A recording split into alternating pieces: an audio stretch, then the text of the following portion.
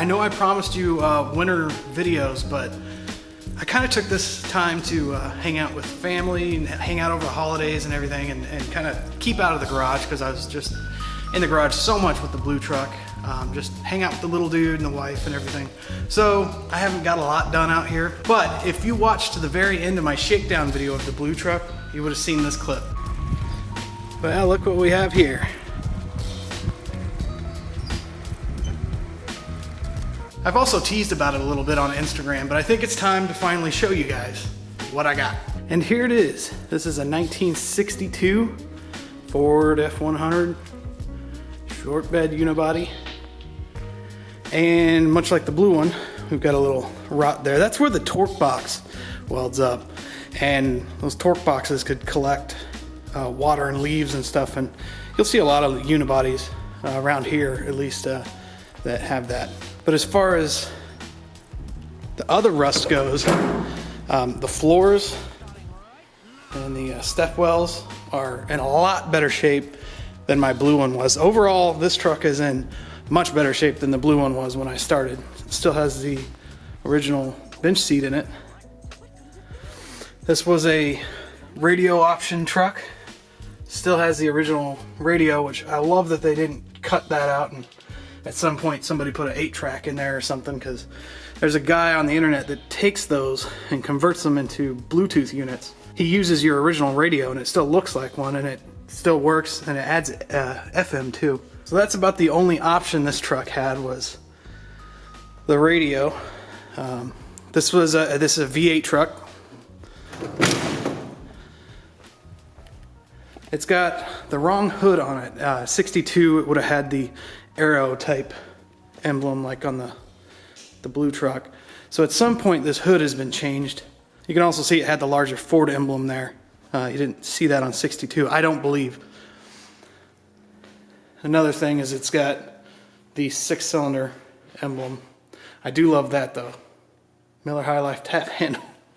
Under the hood, we've got a 292 Y-block V8, which I have big plans for that.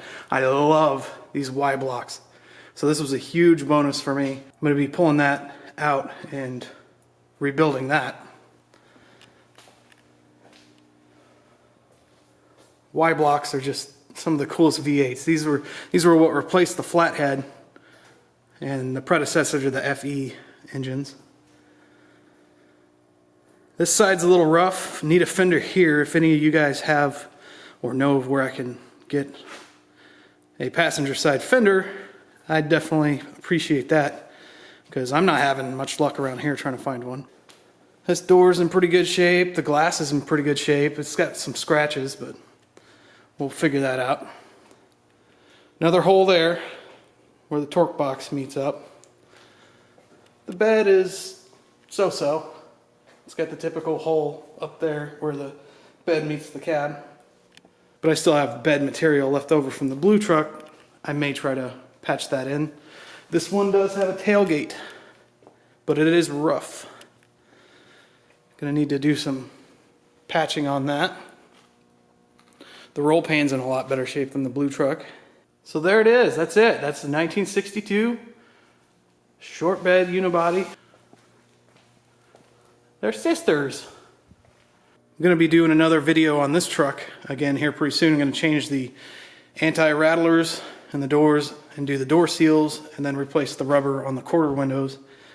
We'll be doing a video on that before too long. This truck came off the Kansas City line, manufacturing line, whereas this one came off the St. Paul, Minneapolis, Minnesota line. And this truck spent most of its life in Kansas. It was titled in Kansas up until about 3 years ago, so that's why the rust is not near as what it was on the blue truck.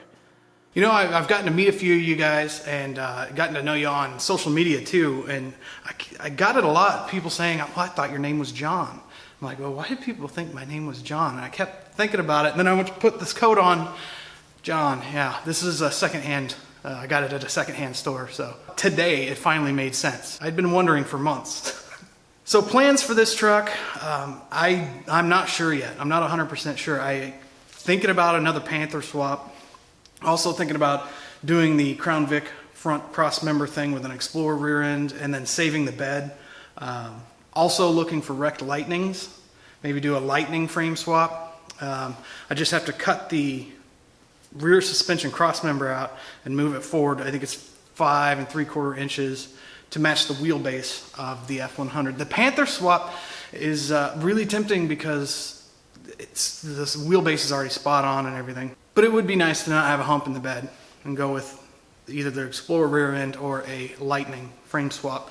It's just the Lightnings are so expensive. I've been watching Copart, and there's a few on there too, but even then, the salvaged ones are going for crazy money, and rightfully so. Funny story on this truck is it belonged to the neighbor of my in-laws.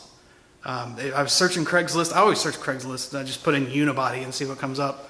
This came up and it said it was in their town, and so I called the guy to get info on it, and turns out he was the neighbor of my in-laws. This truck had been sitting there for who knows how long, and I had driven by it hundreds of times and never knew about it. What gets even crazier is, so I bought the truck off the guy. He didn't want to restore a unibody. He wanted to do a wrong bed, 63 or 64 wrong bed. So he was flipping this truck to buy the wrong bed that he found. He sells the truck to me.